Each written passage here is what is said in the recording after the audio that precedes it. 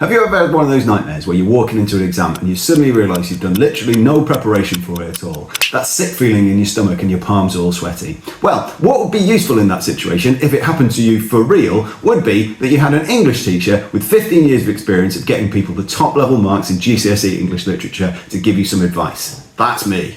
I'm about to give you the top 5 tips I would give to somebody who's walking to an exam who's done no preparation at all. Let's go. First off, let's talk quotations. You're going to have some extracts in front of you, so use quotations from those extracts certainly, but a lot of people think you definitely need thousands of quotations from the rest of the text as well. Actually, you only need quotations when it's relevant to the point that you're making. Those people that have learned quotations and are going to crowbar them into the essay anyway aren't going to do very well, so you don't need to worry too much about that.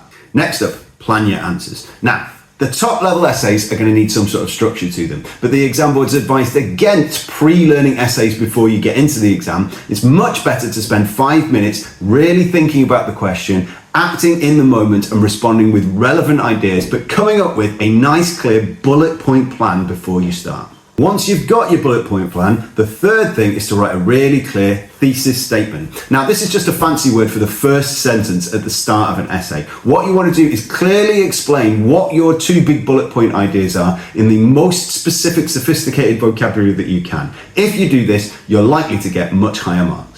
Next, a word on explaining the methods that a writer uses. Now, you get loads of mark for this in any literature essay, and what most people are going to do is just throw around a bunch of technical terms like simile or adverb or whatever it is. Actually, a really good tip in recent years is to talk about characters as if they are a method the writer uses. So talk about, for example, the writer has used this character to create this impression at this point, rather than talking about the character like they're a real person. The example is really pushing this in recent years, and it's a great tip for 2025.